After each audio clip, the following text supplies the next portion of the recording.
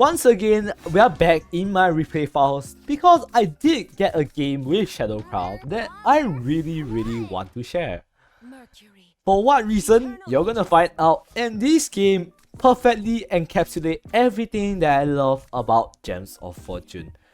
From all the skillful plays that I made from beginning to the end. And yes, even if you're not lucky, you can still plan everything out.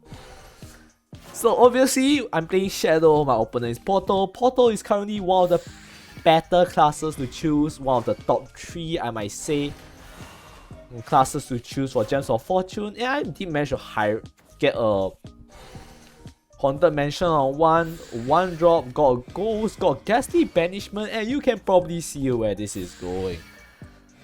Good thing about now only one card will make this hand a lot better, and that is if I were to get like Masquerade Ghost or something. That would have been absolutely insane. But don't worry, I fuse them all away because I'm not expecting to get it. Played the Link Style Necromancer here to get more cards. Actually, I did kind of misplay a little because with this hand right now, I can actually misplay. I'm actually not misplay. I did misplay, but I might actually overdraw cards. But fortunately, my opponent didn't manage to get a Rush follower, which could have punished my play really bad. So here trading because I'm not interested in some what do you call it? Face damage right now. I'm more concerned about getting board presence so that I don't like just straight up die to random stuff. And look at this. Departed Soul Taker, such a nice card, but since I already polluted my graveyard with a lot of random cards, it's not as good here, but you know, it's still quite good as shadow generators or even just for board control later on in the game. Right now my opponent has board, but it's still fine. This time I fuse away Ghastly Banishment because I believe I won't ever have a chance to actually play it for good enough value. That's why here I did use to clear the board since I do have more evolve points than my opponent. I feel like it's quite safe to so long I maintain at least one evolve point more than my opponent to react to his threats. And we got Alice. Even in Gems of Fortune, I still cannot escape the possibility of playing Last Word Shadow. Here is a little bit confusing. They could have really well played this for the Enhanced 5 and just traded it in. I'm not sure why they didn't. For some reason they thought Ramia was better. I don't quite agree with that play, since if they had actually played for the Enhanced 5, they could have gotten... Well, actually that was a lot of good plays that just happened that I blocked it because of the info text on the top left of the screen. But as you saw, Cerberus buried Abyssal Colonel, and now it's in the pool for me to be reanimated back with Departed Soul Taker. Oh, did I mention that I had a secret plan this entire time? Well, you will probably already figure out what that secret plan is, but hey, in case you didn't, don't worry about it. You'll figure out really soon. So now, right now, there's a lot of things I have to worry about. One, my hit points is starting to get low. Two, they have two huge big guys on board. They also have the Calamity's Genesis guy in hand, I assume, and at least one in deck. But with Helio here, I'm able to reanimate Abyssal Colonel, which does keep me healthy for now and also help me trade into one of their followers. They do have two Divine Spear of Judgment, which honestly I don't quite care. It's not the biggest problem for me right now. There's a lot of things I can worry about. Purification is not one of them. And here, yeah, they just played Hall of Monolith for who knows what reason.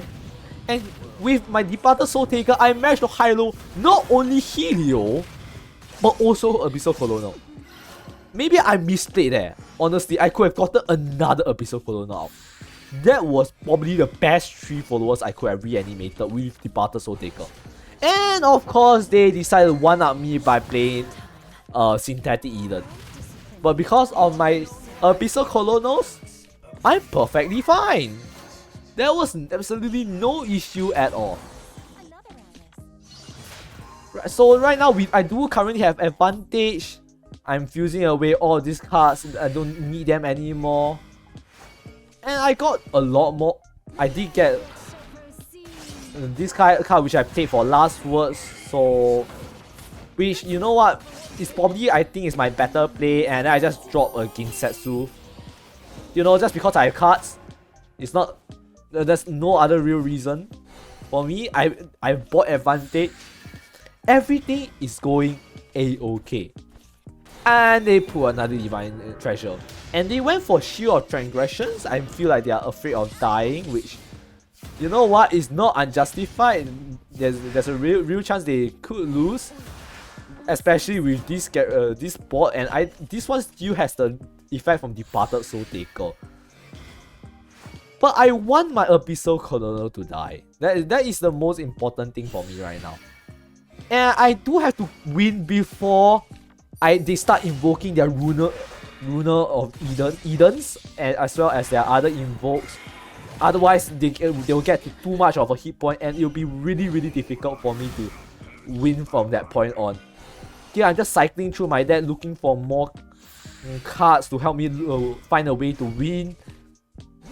And you know what, because I have mana, I decided to just play Conquering Deadlord just because he's good value. And they are starting to invoke their Dreadnoughts. Really bad. I don't quite like it. The fact that they can start invoking their Dreadnoughts means they are going to start healing, and they are going to slowly but surely get out of my reach. They have Runer of Edens, and then they played Dimension Crack. They just literally got Drain followers just because they have it. And then they just have Storm followers afterwards, which could just, well, go face, hit me for a lot of damage, put me into lethal range. Really unappreciated, but that's what they decided to go with regardless anyways. Currently my hand is it's quite bad. I have 13 hit points. It's really bad for me. So I played Lakandula, clear the board. It's a ward follower. It could very well save me one day, and then play an Xenuno so I can draw more cards. Lakandula ward, at this point 9 hit points. I know they are going to invoke Ruler of Eden, which is pretty bad, but at the same time their Shield of Transgression is also going to go away. So there is a really real chance of me winning next turn. Ruler of Eden comes down, I managed to clear 2 of their followers. They have 10 mana and 9 hit points, and it's quite common for people to lose at 10 hit points. Who knows what they can have. They do have Ultras, which they use to summon a Storm follower. And they have such a strong board. Thanks. But I'm not sure if you guys have realized. Maybe you guys didn't. But I may or may not have been redirecting all of your attention away from the main goal of my entire plan. Why? If you're confused, don't worry. I'm gonna review what my secret plan has been all along. You see, I have been intentionally misplaying the entire game. You thought I made those misplays on purpose? No. All of this is for one specific reason. And if you look at my hand right now, there is lethal. You don't know where the lethal is? Let's take a look at my graveyard real quick. 1, 2, 3, 4, 5, 6, 7, 8, 9, and 10. And if you remember, there's one card I've kept in my hand since, I believe, turn 4. Nephthys, Goddess of Amenta. If you don't know what this card does, this is what it does.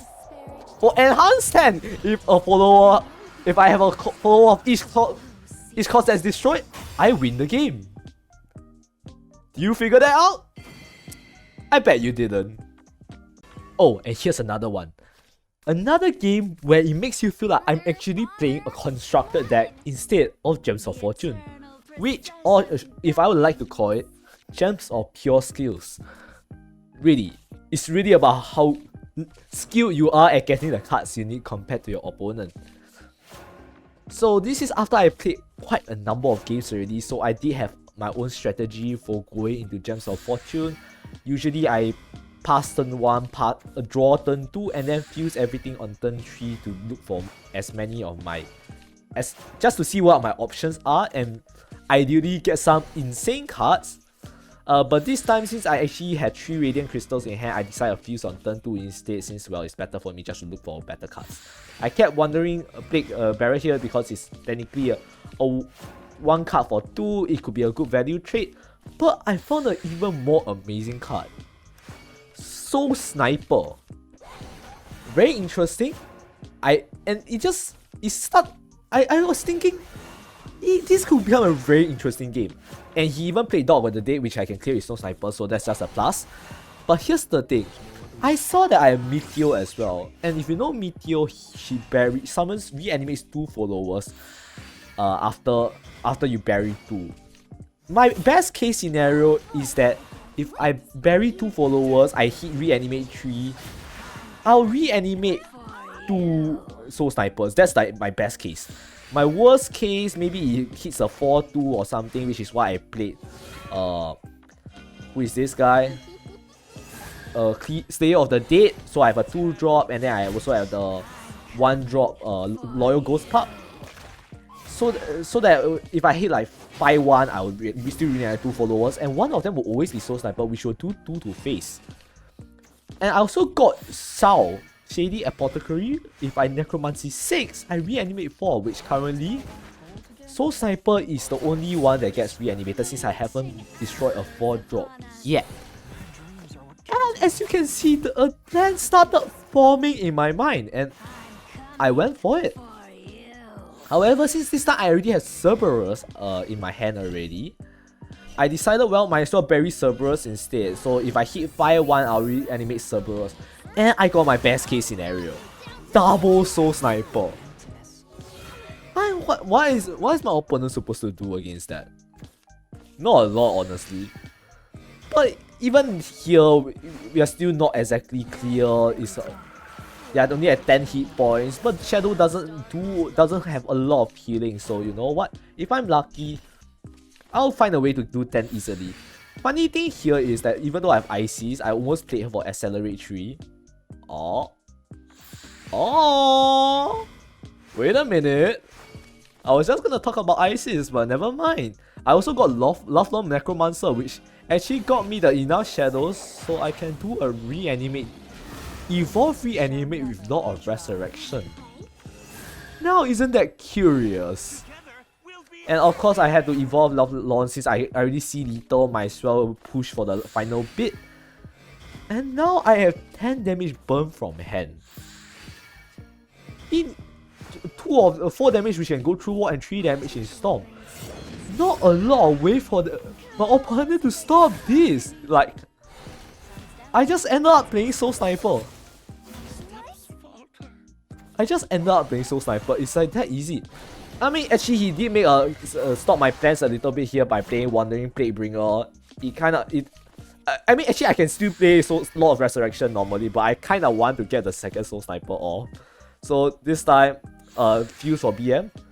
I played Shadowverse, which may or may not be a right choice. I thought this was going to reanimate a Soul Sniper, but I forgot I buried a 4 cost. So yeah. But here's the meat and juice, Soul Sniper. And it didn't die, so actually it did die. I lied. It's a shame, but evolve another Soul Sniper for Lethal. Now isn't he such a sad guy?